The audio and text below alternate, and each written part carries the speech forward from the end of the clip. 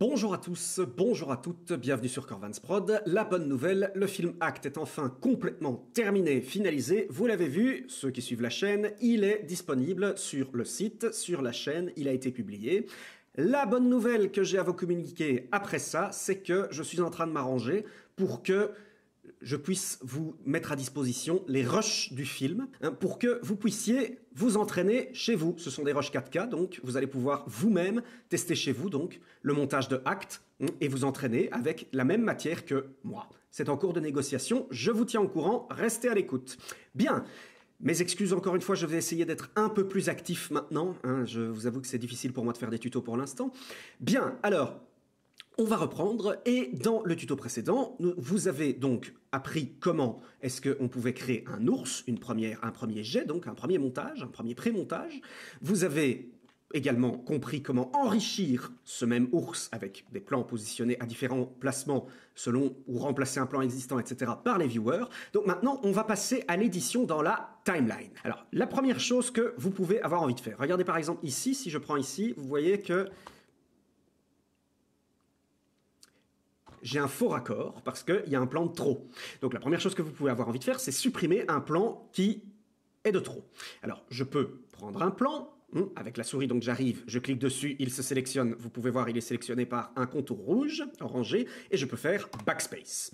Ça supprime le plan. Alors subtilité, ça je viens de supprimer un plan qui est en fin de timeline. Si je prends par exemple ce plan-ci, qui est de trop, et que je fais un backspace, vous pouvez voir qu'il y a une subtilité, je supprime le plan, mais je laisse un vide. Je laisse un vide dans la timeline. Un vide, dans une timeline de Resolve, ça correspond à du noir. Du noir et du silence. Alors, c'est intéressant, ça peut être intéressant dans certains cas si vous voulez par exemple combler ce vide plus tard. Alors à ce moment-là, pour combler un vide existant dans une timeline, il va être intéressant d'utiliser des fonctions que je n'ai pas encore vues avec vous par les viewers. Par exemple, regardez, si je prends ici ce plan et que je le glisse, voilà, j'ai pas encore vu avec vous par exemple le fit to fill. Alors, j'ai pas encore vu avec vous le fit to fill, je n'ai pas encore vu non plus le montage à 4 points, c'est-à-dire utiliser à ce moment-là plusieurs points de montage dans la timeline. Je verrai ça dans des prochains tutos, notamment quand on va voir l'édition temporelle et le remplacement de plan. Donc je vous ai montré comment est-ce qu'on remplace un clip dans le tuto précédent avec le replace clip ou le ripple overwrite. Maintenant, on va pouvoir voir d'autres fonctions un peu plus avancées pour remplir un vide. Alors revenons donc à notre édition dans la timeline. Maintenant, ce que vous pouvez avoir envie de faire justement, c'est vous dites, si je supprime ça comme ça, moi ce vide il m'intéresse pas. Donc ce que vous pouvez faire par exemple, c'est vous cliquez ici et vous supprimez le vide également. Mais vous pouvez aller beaucoup plus vite. Si vous faites simplement, vous sélectionnez le plan et que vous faites un delete, vous appliquez, voilà, vous voyez, vous appliquez ici un raccord, vous appliquez ce qui s'appelle un ripple delete, c'est-à-dire il raccorde et donc il modifie la durée totale du montage en supprimant ce plan. Attention, attention, supposez par exemple que je fasse ça ici. Il y a un problème là. À votre avis, à quoi est dû le problème? Regardez ici. Je vous ai parlé dans le tuto précédent des autoselects. Ça va être vraiment super important que vous fassiez très attention à vos autoselects. Parce que vos autoselects, ils vont déterminer quelle piste est affectée, se lie aux autres, quelle piste ne l'est pas. Donc regardez ici notamment ce qui s'est passé, je vais refaire l'exemple. Si je delete celui-ci et que je fais un ripple delete, vous pouvez voir qu'ici j'ai un son qui est sur la piste 3 qui s'est désynchronisé. Vous pouvez voir ici qu'il y a une indication rouge qui m'indique que il est désynchronisé. Pourquoi ? Parce que mon autoselect n'est pas sélectionné ici, vous voyez, sur cette piste-là, alors que c'est ici que se trouve mon plan, que se trouve mon audio synchronisé à ce plan-ci. Donc je vais devoir sélectionner l'autoselect, et là, delete, hop, vous pouvez voir que mon plan suit. Voilà, donc faites vraiment attention à vos autoselects, c'est super important. Voilà, donc ça c'était le premier point, suppression de plan existant. La deuxième chose que vous pouvez avoir envie de faire, c'est déplacer un plan. Alors, si je clique dessus, je le sélectionne. Attention, vous pouvez avoir envie de ne sélectionner que l'audio, pas la vidéo. Pour ça, on va s'intéresser à la barre d'outils qui se trouve ici. Vous avez un outil ici, regardez, qui s'appelle donc le Linked Selection. Si je le décoche, ce Linked Selection, raccourci CTRL-SHIFT-L, là, je ne sélectionne que l'audio, que la vidéo, pardon. Et si je vais ici, je ne sélectionne que l'audio. Je peux déplacer uniquement l'audio. Ou déplacer uniquement la vidéo. Attention donc, de nouveau... attention à utiliser avec prudence parce que de nouveau, vous désynchronisez si vous déplacez uniquement la vidéo ou uniquement l'audio. Donc je vais reprendre mon Linked Selection. Alors donc, Que se passe-t-il donc si je veux déplacer un plan avec l'outil de sélection activé? Je clique, je maintiens et je glisse. Alors vous pouvez voir que par défaut, quand je le déplace, il laisse un vide à l'endroit où était le plan et que par défaut, là où il va se positionner, si par exemple je le positionne ici, pac, il a tout supprimé, c'est-à-dire il a tout écrasé. Par défaut, nous sommes en mode overwrite, c'est-à-dire écrasement. Alors, c'est peut-être pas ce qu'on veut faire. Ce qu'on voudrait peut-être, justement, c'est ce plan-ci n'est pas à la bonne place, mais les autres plans sont bien montés. Par exemple, on pourrait avoir envie de le placer ici, entre les deux. Pour ça, il faudrait à ce moment revenir en insertion de plan pour déplacer et conserver les autres plans et le réinsérer ici entre. Pour cela, ce que vous allez faire, vous allez sélectionner le plan et vous allez faire CTRL-MAJ, commande MAJ sous Mac, si vous êtes sous Mac. Donc, et là, si je déplace le plan, regardez, ah, il se passe quelque chose. Tac, voilà, vous voyez, j'ai positionné le plan, voilà, je me positionne précisément, vous pouvez voir qu'ici, je me positionne précisément entre le raccord où je voulais insérer le plan, je lâche et hop, voilà, la durée du montage n'a pas été modifiée. À savoir, il a déplacé tout ça, tout ce qu'il y avait auparavant ici, il l'a, hop, déplacé pour refaire la place pour ce plan-ci, réinsérer entre tous, et la durée totale n'a pas été modifiée. Alors, regardez maintenant ce qui se passe. Cas de figure particulier, je vais de nous faire un CTRL-MAJ et je vais le placer au tout début. Voilà. Vous avez pu voir que ma piste contenant ma musique s'est déplacée elle aussi. J'ai pas forcément envie que ma musique se déplace parce que ma musique elle doit commencer au début. Hein. Donc du coup, à ce moment-là, vous avez tout de suite deviné ce qu'il faut faire, désactiver AutoSelect de ma piste avec ma musique. Et là tout de suite, vous allez voir que si je déplace, hop, voilà, ma musique ne s'est pas déplacée. Vous voyez, elle n'a pas été affectée par la modification. Donc, encore une fois, faites très attention aux autoselects. Les autoselects, ça va vraiment, si vous les avez, s'il y en a un qui est coché alors qu'il ne devrait pas, ou s'il y en a un qui n'est pas coché alors qu'il le devrait, ça va vous créer de grosses blagues de désynchronisation. Donc, faites attention. Alors, autre chose, vous avez pu voir que quand j'ai fait cette action, j'ai pu trouver exactement les repères de coupe. Vous voyez, en fait, mon plan ici s'est magnétisé. À savoir, il m'indique avec des flèches et avec une barre que je suis bien sur la coupe pour faire mon switch, hein, ma réinsertion. Alors, même chose, si je déplace le clip normalement, vous pouvez voir, regardez que je me déplace et qu'il y a un indicateur qui se positionne précisément sur les coupes, pas forcément sur les coupes vidéo, mais également sur les coupes audio. Par exemple, ici, hop, je suis bien, tac. C'est ce qu'on appelle le magnétisme. Quand on utilise le magnétisme, hein, ce que vous utilisez comme déplacement se magnétise au niveau de vos coupes, au niveau de vos plans. Très utile si vous voulez être sûr de bien positionner votre plan, comme on l'a fait tout à l'heure, sur une coupe. Mais il se peut que ce n'est pas du tout ce que vous ayez envie de faire. Vous avez envie de vous positionner là. Alors, dans un premier temps, le magnétisme fonctionne aussi à la tête de lecture. Par exemple, si je déplace mon plan ici, voilà, vous voyez, il est magnétisé, tac, tac, il peut se magnétiser à la tête de lecture. Mais vous pourriez avoir envie justement de faire quelque chose de plus libre. C'est ce deuxième outil, celui-ci, qui s'appelle le magnétisme, le snapping en anglais. Si, raccourci N, donc si je le désactive et que je prends ce plan, voilà, vous voyez, le plan n'est plus magnétisé. Je peux le positionner où je veux, sans contrainte, sans magnétisme, où je veux dans la timeline. Ça fonctionne avec tout. Si maintenant, je le prends et que je fais une insertion, voilà, vous pouvez voir ici de nouveau, pas de magnétisme, que je peux le positionner où je veux. Ça fonctionne très bien et ça peut être utile dans certains cas, cependant, attention à utiliser avec modération. Je vous rappelle que vous n'allez pas forcément placer la coupe à une coupe de vos plans, et que vous allez peut-être vous trouver avec un micro-clip entre deux coupes, ce qui n'est pas pratique. Donc, à utiliser avec prudence. Ceci dit, ça peut toujours vous aider. Voilà. Alors maintenant, intéressons-nous à, supposons, ce plan-ci. Oui, il n'est pas à sa place. Cependant, j'aimerais bien utiliser quand même une partie à un autre endroit. Qu'est-ce que je peux faire pour n'utiliser qu'une partie de plan? Parce que si je prends le plan et que je le déplace, il y a tout qui vient avec moi. Eh bien, à ce moment-là, il va falloir couper dans les plans pour les séparer l'un de l'autre. Et pour ça, on va utiliser un troisième outil, celui-ci, le blade, la lame de rasoir, raccourci B, évidemment, B pour blade. Par défaut, dans Resolve, vous êtes avec l'outil sélection, celui-ci, regardez. Vous voyez qu'il est maintenant en rouge parce que je l'ai sélectionné, raccourci A. Maintenant, si je passe B, je passe sur le rasoir. Voilà. Alors donc, si je passe maintenant, vous pouvez voir que j'ai une barre rouge sur mes plans et que le curseur s'est transformé en lame de rasoir. Si je me positionne par exemple ici, sur ma tête de lecture, et que je clique, tac, voilà. Vous pouvez voir qu'en fait, regardez, ça a été séparé en deux plans. Chose intéressante, regardez, j'ai un peu zoomé pour que ce soit zoom dans la timeline. Contrôle plus, pomme plus, donc commande plus si vous êtes sous Mac. Contrôle moins, ou commande moins si vous êtes sous Mac, hein, pour dézoomer. Voilà, alors regardez, une fois, si je vais regarder un peu la coupe de plus près. Regardez, cette coupe est particulière parce qu'elle a des pointillés. Alors, que signifient ces pointillés? Parce que regardez, si je me mets par exemple, je vais dézoomer, ici sur cette coupe-ci, vous pouvez voir qu'il n'y a pas de pointillés. Les pointillés signifient qu'en fait, malgré le fait qu'il y ait une coupe, c'est la continuité. Ça veut dire, après la coupe, c'est la continuité des images. Vous ne perdez aucune image entre les deux coupes. Maintenant, si je sélectionne ce plan, eh ben, je peux le déplacer comme n'importe quel autre plan. Et voilà, vous voyez, je peux le déplacer par exemple au-dessus, et donc je peux utiliser cette partie de plan indépendamment de l'autre partie. C'est comme ça que vous allez pouvoir scinder les plans. Il y a une méthode plus facile, plutôt que d'aller tout de suite faire raccourci B et d'aller cliquer, vous pouvez simplement utiliser le raccourci.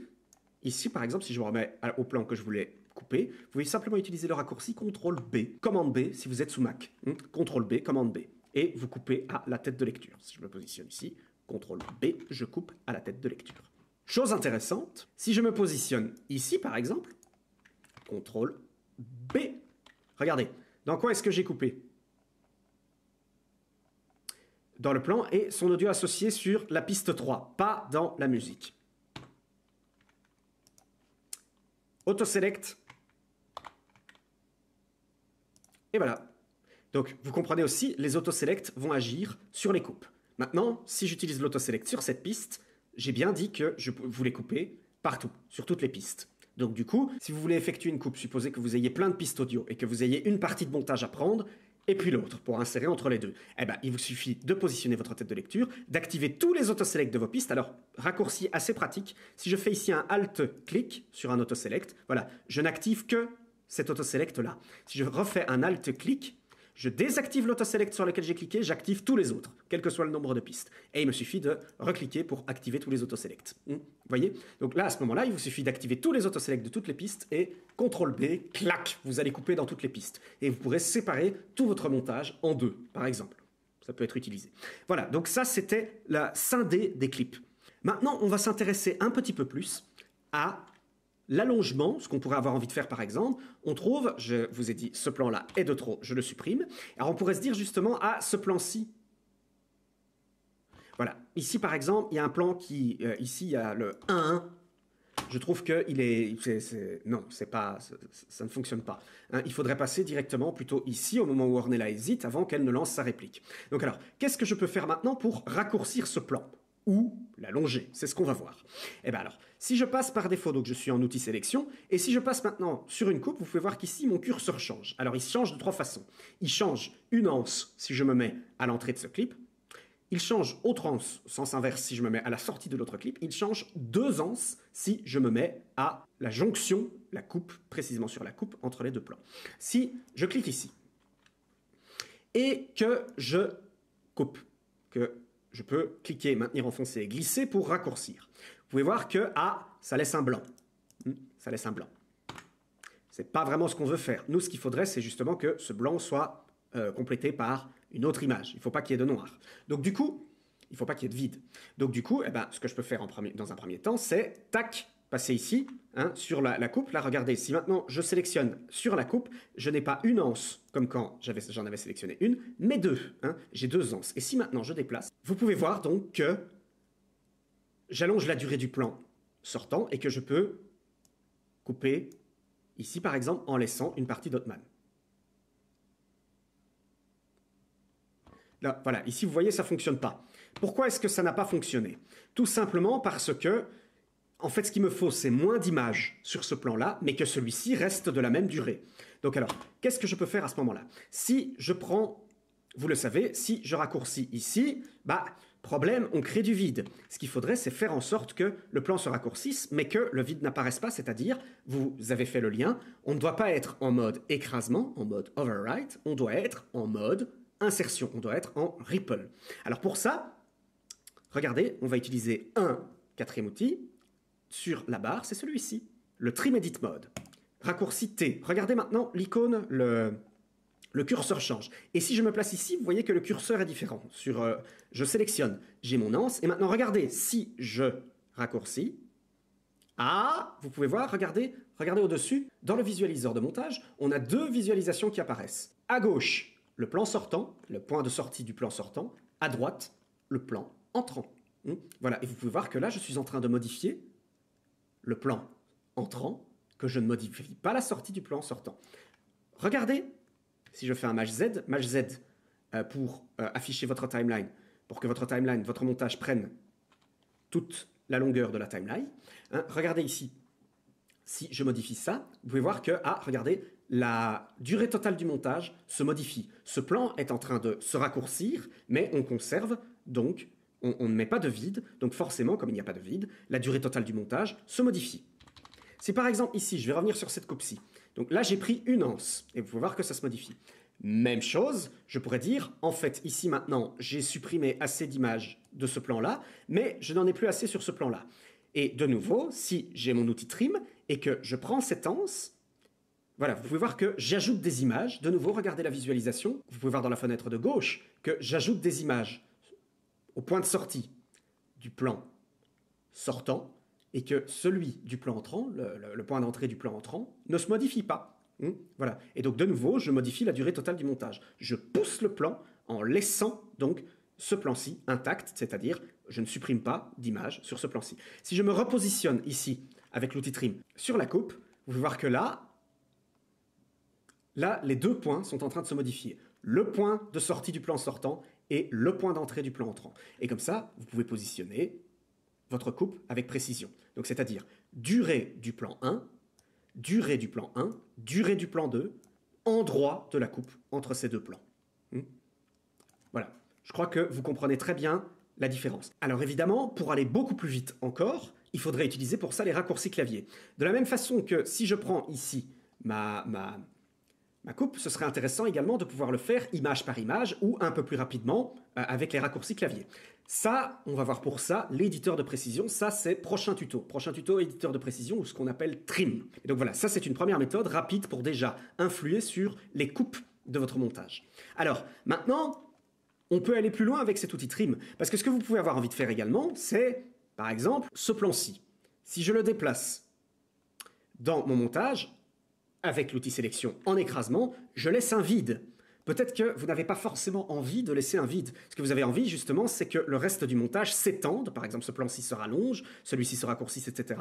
Un peu comme on l'a fait avec l'outil trim, mais avec tout le plan. Ou alors, ce que vous pouvez faire, par envie, c'est vous dire que le point d'entrée de ce plan-ci a la bonne durée, mais que la réplique d'Ottman arrive un peu plus tard, il faudrait la déplacer dans le plan. Eh bien, ce qu'on peut faire à ce moment-là, c'est utiliser l'outil trim. Si je reprends l'outil trim et que je me positionne, je vais zoomer un peu pour que vous voyez mieux, et que je me positionne sur ce plan-ci, par exemple, et que je clique et que je maintiens enfoncé. Regardez, cette fois-ci, vous pouvez voir que le plan ne se déplace pas dans la timeline. Cette fois-ci, il glisse sur lui-même. Regardez en haut, maintenant, vous n'avez pas 2, mais 4 points de référence. Qu'est-ce que sont que ces 4 points de référence ? Au-dessus, à gauche, point d'entrée du plan que vous êtes en train de déplacer. Au-dessus, à droite, point de sortie du plan que vous êtes en train de déplacer. En dessous, à gauche, point de sortie du plan sortant, celui qui a avant le plan que vous avez sélectionné. En dessous, à droite, point d'entrée du plan entrant, c'est-à-dire le plan après celui que vous avez sélectionné. Vous pouvez voir que ces 2 points en dessous ne bougent pas, parce que vous n'êtes pas en train de modifier, regardez bien ici, je ne modifie pas ici la sortie ou l'entrée de ces 2 plans-ci. Je modifie uniquement le point d'entrée et le plan de sortie de ce plan-ci. Il est en train de coulisser, c'est ce qu'on appelle un coulissement, donc de coulisser sur lui-même pour modifier la matière qu'il y a entre ce montage. Et vous voyez que donc du coup, ce que je peux faire, c'est modifier, vous pouvez le voir dans le visualiseur, le point d'entrée et le point de sortie de mon plan. Ça peut être vraiment très pratique si vous avez justement un plan dont vous estimez que la durée est bonne, parce que vous sentez qu'au niveau de la continuité, c'est bon, mais que vous sentez qu'il faut utiliser un autre passage de ce plan-ci, ça peut vraiment être très pratique. Et autre point que je vous ai dit tout à l'heure, si maintenant vous avez envie de déplacer ce plan, donc comme ceci, en écrasant, mais que ça ne laisse pas de vide, vous ayez envie justement que ce plan-ci s'allonge, mais à ce moment-là, avec l'outil trim, regardez avec l'outil trim, ce que vous pouvez faire ici, c'est, regardez, si je passe ici, je suis sur la vignette, mais si je passe ici sur la zone du dessous, vous pouvez voir que je clique, et si je glisse, voilà, regardez, vous voyez ici la timeline, donc les 2 autres plans, regardez ici ce qui bouge, vous pouvez voir que, regardez, si je bouge, vous pouvez voir que cette fois-ci, ce sont les deux autres plans du dessous, donc à savoir les deux autres fenêtres, le point de sortie du plan précédent et le point d'entrée du plan suivant qui sont en train de se modifier. Le point d'entrée et le point de sortie du plan que j'ai sélectionné ne se modifient pas. Vous voyez, je suis en train de faire glisser, en conservant la matière des plans précédents suivants, hein, dans mon montage. Ça peut être très pratique aussi si vous avez besoin de déplacer un plan, hein, à travers votre continuité de montage. Voilà, ça c'est le montage dans la timeline. Voilà, donc ça ce sont des outils qui peuvent vous être utiles, qui vont vous permettre vraiment de modifier votre ours tel qu'il est présenté, tel que vous l'avez fait au début dans la timeline. Ce ne sont pas des outils que j'utilise beaucoup personnellement. Je les utilise parfois. Quels sont les outils que j'utilise le plus pour revenir sur mon premier ours dans la timeline? Eh bien, je vais vous montrer ça parce que je trouve ça assez pratique. Ce sont les outils que vous allez pouvoir retrouver ici dans Trim, qui sont, regardez ici, Ripple, Start to Play Head ou End to Play Head. Alors, vous voyez qu'il y a des raccourcis qui sont activés. Par défaut, dans Resolve, ce ne sont pas ces raccourcis-là qui sont activés. Pour modifier vos raccourcis clavier, nouveauté depuis la mise à jour DaVinci Resolve 15.2, vous pouvez aller dans DaVinci Resolve ici et directement Keyboard Customization. Vous pouvez voir qu'ici, en fait, regardez, au-dessus, en haut à droite, vous allez pouvoir sélectionner un type de clavier. Comme je vous l'avais montré dans les tutos précédents, vous allez pouvoir mapper les raccourcis clavier de Resolve si vous venez d'un autre logiciel de montage comme Final Cut Pro 10, comme Premiere, comme Media Composer. Ou bien, ici, vous voyez que j'ai un clavier qui s'appelle Corentin, c'est le clavier que j'ai personnalisé pour mon utilisation personnelle. Alors, vous pouvez aller ici dans Applications, hein, vous voyez, donc ici vous avez toutes les commandes, ici vous avez les panels, ça ce sont les raccourcis clavier, au sujet du clavier, donc à savoir des raccourcis de montage, ou si vous utilisez un panneau de Resolve, ou ici vous pouvez aller dans Applications, et là vous avez les menus, vous avez Trim ici, et vous pouvez retrouver ici hein, le Ripple Start to Play Head pour le modifier. Pour le modifier, c'est tout simple, vous cliquez une fois, et vous appuyez sur la touche que vous voulez utiliser. Par exemple, je peux faire ici le tiret, hein. Donc je vais faire un cancel parce que c'est pas ce que je veux. Donc voilà, moi ici j'ai activé les raccourcis parenthèse et A accent. Voilà, parce que c'est plus facile, j'y ai accès rapidement sur mon clavier. Je trouve personnellement que ce sont des raccourcis qui sont très pratiques parce qu'alors donc du coup ce qu'il vous suffit de faire, regardez, donc en utilisant ces raccourcis, donc si je fais ici, voilà, si j'estime par exemple que ce plan ici est trop long et que je veux raccourcir la fin en conservant la suite de mon ours, de la même façon, je peux me mettre avec ma tête de lecture au point où je veux que le plan cesse, tac, là, exactement, et je peux faire un parenthèse, donc Ripple End to Play Head, tac, voilà, et vous pouvez voir que, hop, mon montage, c'est raccourci. C'est raccourci en conservant, donc, il a supprimé la partie de ce plan-là, en le raccourcissant à la tête de lecture, mais en conservant le reste du montage. Sauf évidemment quoi? Sauf ce que je voulais conserver, la piste audio, la piste de musique. Pourquoi? Parce que... Autoselect. Vous avez tout compris. Hein, je suppose que vous l'aviez deviné. Voilà, donc il suffit ici, de nouveau, je désactive l'autoselect, et de nouveau, regardez, je fais un Ripple Start End to Play Head, tac, hop, et donc là, j'ai modifié, tout s'est déplacé, ma piste 3 est bien restée synchronisée, et donc j'ai pu tout de suite raccourcir, modifier le plan, en conservant le reste du montage. Et donc, si j'utilise le raccourci A, par exemple, je trouve que ce plan-ci, juste après celui-ci, voilà, celui-ci, est trop long. Hein, voilà, s'il est trop long, je veux que ça commence tout de suite à sa réplique, je peux utiliser le raccourci tout de suite, Ripple Start to Play Head, donc c'est-à-dire le A. Et alors là, vous allez voir tout de suite que, tac, voilà, et donc mon montage, de nouveau, hein, c'est modifié. Faites attention encore une fois, regardez. Si mon autoselect est actif, il va appliquer aussi à toutes les pistes qui sont sous la tête de lecture. Donc faites attention. Hein, voilà. Il faut bien désactiver l'autoselect. Il va appliquer la commande, donc le Ripple Start to Play Head, à tous les plans qui sont sous la tête de lecture. Donc faites attention, faites bien attention à vos autoselects. Je trouve personnellement que c'est une fonction vraiment très pratique de montage. Parce qu'alors là, il vous suffit de positionner les plans, de revenir sur ce que vous voyez, et puis ensuite, vous décidez, c'est trop long, ah, je coupe là. End to Play Head. Vous allez plus loin, vous dites, ah, c'est un peu trop long, on a trop de place. Hein, non, je vais plutôt, hop, Start to Play Head. Voilà. Je trouve que c'est une fonction qui est vraiment très pratique et que j'utilise moi personnellement en permanence avant de passer au trim précis, c'est-à-dire éditer avec l'éditeur de précision à l'image près. Voilà. Voilà, comme ça, je vous ai montré la technique que moi, j'utilise le plus. Voilà, j'espère qu'on va en rester là pour l'instant. Donc, je rappelle, tout ça, les raccourcis clavier pour aller plus facilement dans votre déplacement, plus facilement dans votre coulissement. Tout ça, prochain tuto qui sera sur l'éditeur de précision. J'espère quand même que ce tuto vous a plu. J'espère que vous avez trouvé des astuces pour arriver à monter dans Resolve. Je vous tiens au courant pour l'arrivée des rushs qui seront disponibles sur mon site au téléchargement pour vous entraîner chez vous. Je vous dis à très bientôt. Je vais essayer de vous faire des tutos de façon un petit peu plus régulière maintenant. Je vous dis à très bientôt sur Corvans Prod. Merci de m'avoir suivi.